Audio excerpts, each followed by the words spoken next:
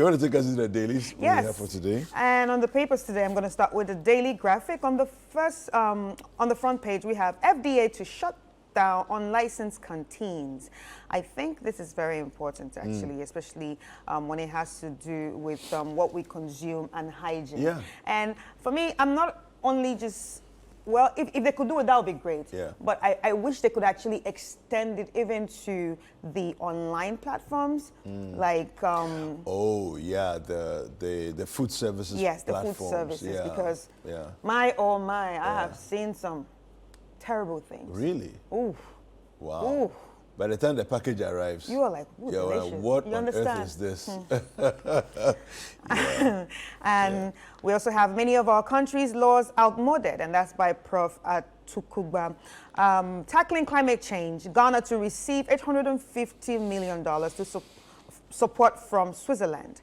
GCB Bank appoints Daniel Asirifi as board chairman. All right. Now I have the Ghanaian Times, and it says here on the front page of the Ghanaian Times, 259 MMDAs inaugurated nationwide as assembly members take office. Okay. We have GCB Bank appoints new board chairman. 7 arrested over alleged murder of Jirapa Dubai CEO. Now that story, coming to us from the beginning of the week, at the very beginning of the week. That was a sad story we came into yesterday with, and the police are on it, and some arrests have been made already. 143 Ghanaians voluntarily repatriated from Libya. All right, and on the back page, Hala inspires elephants to 2023 AFCON triumph. And it has a list of all the awards, Cote d'Ivoire 2023 AFCON awards list in full as well here. So you can grab the Ghanaian Times and enjoy. All right, coming to the Chronicle, the front page. Mahama's attack on Wasi results misguided, says President Akufo-Addo. Koko trial, Opuni closes defense. This is the current state of Aliyu Mahama Stadium, and there is a picture of the current state of the stadium. Goodness Feels gracious. like this is the Tamale Stadium. Yeah, it's like a desert. It's almost like a desert compared to what it used to be. Yeah. Yeah. My goodness. Looks like a desert right here, and I don't know what's going on, but somebody needs to answer a lot of questions. Yeah. I'll appoint only 40 ministers, and that's by Mr. Alan Tremontin. 40 sounds good. So wait, so Mahama said 60. Well, I promise we're going to get to Then 10. Baumia said 50. We're going to get to 10. Now Tremontin says 40. 40. Okay, who is going to say 30? One of them again. Yeah. Oh, yeah. Nana Kwame Bediako has not brought his own out yet. True. Maybe he might say 10. I have a feeling someone will just be like 10, and that will be it. You know, it's interesting. Some countries run on less than 20. Some countries run on less than 20. Yeah. So it'll be interesting to see, you know, and the thing is that actually you don't need a lot of ministers to run a country. You don't. Because the ministerial position is so elevated. Yeah. Right? All of your ministers should be cabinet ministers. They sit in cabinet with the president. They take the decisions at that level. And then you have chief directors, you have directors, you have a whole machinery that's beneath you. So if you merge ministries and say, let's say, right, we have transport. Yeah. We have aviation. Is aviation not transport? They're all transport. I get it. Is railways not transport? They're all transport. Good. Is boat transport not transport? They're transport. Good. I get it. So all of that, imagine, Minister merge of everything and you are Minister of Transport. Then you have Chief Director for Aviation, Chief Director for Railways, Chief Director for, boats and ships, right? Now, that, it's not difficult. Anyway, we have the new finder. And the new finder says, row over restriction on 142 medicines. And this is a pharmaceutical sector divided in a heated debate.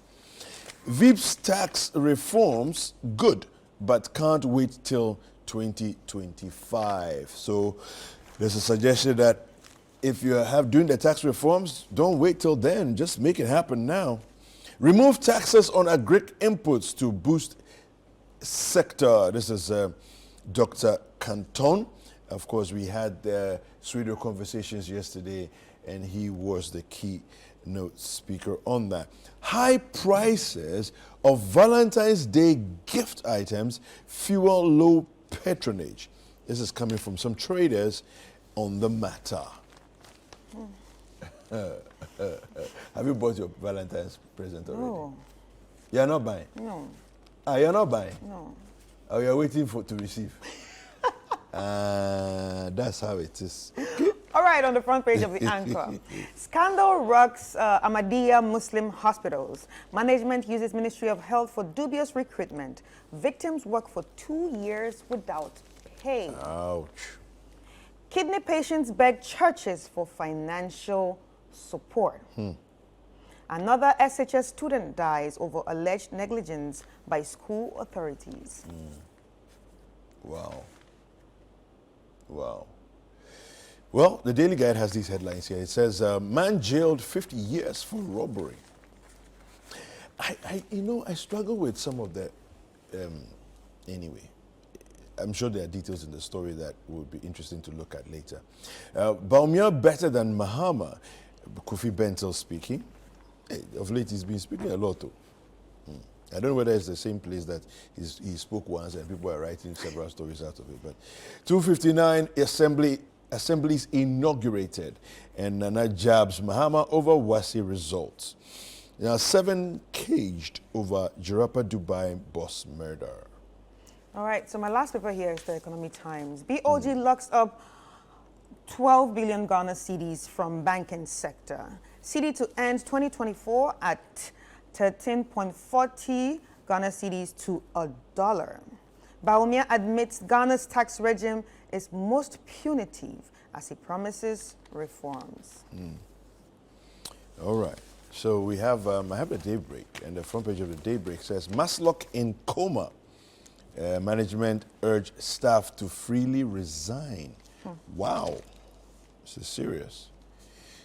We have here, NSS releases PIN codes for 13,353 trained teachers to undertake mandatory service.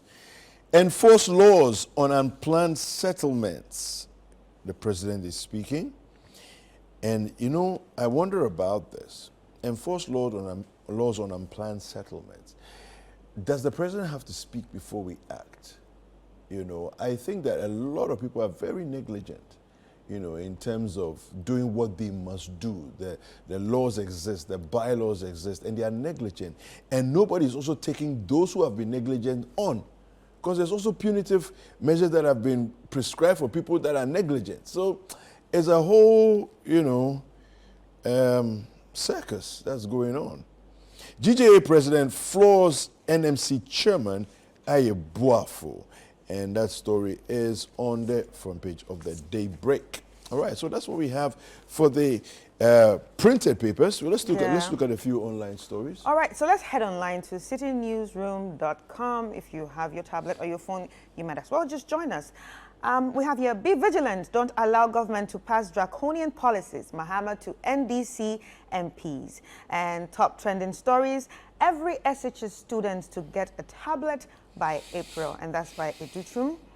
I won't apologize. NMC chairman defends criticism of GJA's blacklisting directive. Don't focus only on STEM. Prioritize agric education too.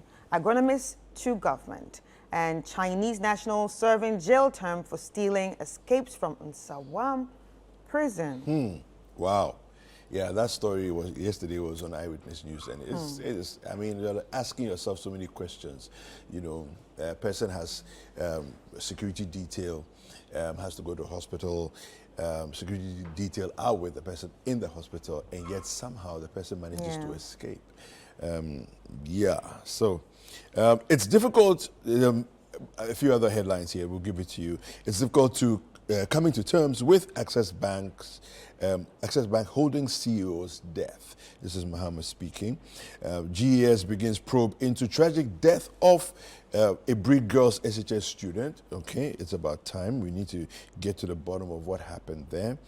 And then deal with all those that, were involved in the happenings. Right. Blacklisting politicians is not part of democratic culture, Ayeboafo replies GJA.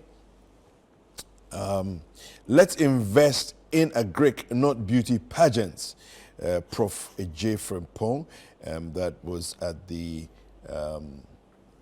Swedo Conversations yesterday. We stand by blacklisting directive, attacks on journalists and assault on democracy. This is coming from the GJA, and the president was speaking with Umar Sanda Amadou yesterday on Eyewitness News. Demand reforms in agric sector through industrial action. Prof. Canton to farmers. Again, that was at the Swedo Conversations. And we're working tirelessly to rearrest escaped Chinese inmates. This is coming from the prison service. The prison service, you have loose cannons in your mix because there's no way he should have escaped in the first place. Yeah, you have people that can be trusted working amongst you. I won't make promises I can't keep, says John Mahama. That's a very interesting comment, Chris, because I can bet you anything. We can just sit here on the show and come up with at least 10 promises that were made earlier that were not kept, So when he says, I won't make promises, maybe it's a changed. Yeah, maybe he's taking accountability now to be a new person. Yeah, he's born again, So, ad hoc committee probing Gold Coast Fund issues begins public hearing on February 27th. And finally, we have Jarapa Dubai's CEO murder. Upper West has lost a giant. This is coming from the regional minister. Now, let me I don't know if anything jumps out at you that you want to read. This is the one that I want to touch on briefly. Which one? Blacklisting politicians not part of democratic culture. Now, Yao Bwedu Ayeboafo, the chairman of the National Media Commission, continues to disagree with the Ghana Journalists Association over a directive issued by the association to media houses to blacklist 2 members of parliament over assault on some journalists within the last 2 months. Mr. Ayeboafo has criticized the GJA's directive, labeling it as dysfunctional and unproductive to public interest.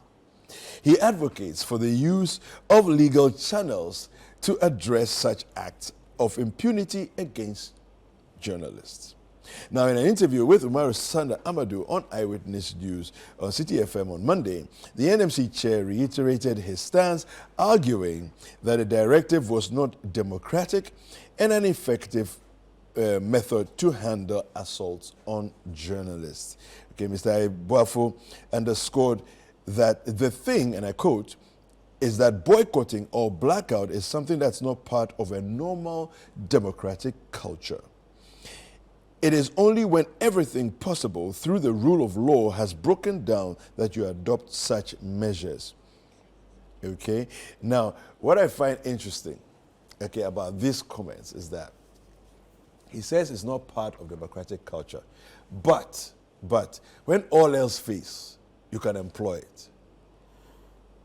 So if it's an illegality, why would you employ it? Why would you employ it anyway? Yes, when all else fails. Yeah. Okay, I wonder what he thinks of strikes and demonstrations, because it's a similar. Yes, he will probably say that it's illegal too. Meanwhile, they are ensconced in the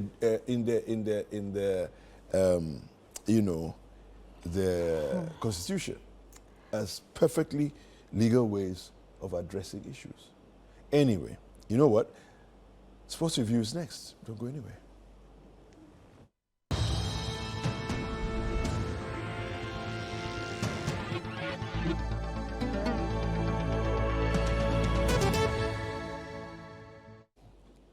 All right, now on the sporting front, of course, still AFCON is, buzzing in the air with various things happening. Now, Ghana's Black Stars were ranked 18th in the just ended 2023 AFCON tournament.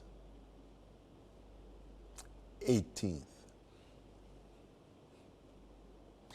18th. This is how far we have fallen. 18th. In the tournament. Out of 24. Stop rubbing salt into my wounds. Out of 24. 18th.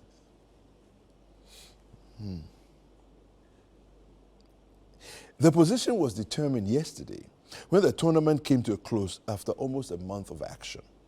Ghana exited a group stage without a win after losing to Cape Verde, drawing with Egypt and Mozambique. Overall, the Black Stars scored 5 goals and conceded 6 in 3 group matches that they played. Some stories on the Ghana FA. The Ghana Football Association says it will soon commence the construction of a 40-bed accommodation facility, a gymnasium, swimming pool, and a medical center at the Ghana Man Center of Excellence at Pram Pram, as part of a grand plan to upgrade the center to meet international standards. Now, the project will be funded by proceeds from Ghana's participation in the FIFA World Cup Qatar 2022 tournament. Now, the GFA aims to give a lift to the center's infrastructure to accommodate our national teams and provide adequate facilities for training and camping. The Ghana Man's Soccer Center of Excellence is a technical center for the Ghana Football Association, built in 2004 through a FIFA Gold project and handed over to the association in 2008. Now, some UEFA Champions League round of 16 news. The UEFA Champions League round of 16 starts tonight, with the team hoping to secure good results in the first leg. All right. Defending champions Manchester City will face FC Copenhagen in Denmark.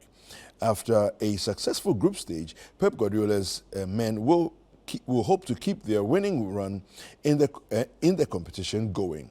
Now, the other tie will see RB Leipzig take on Real Madrid in Germany.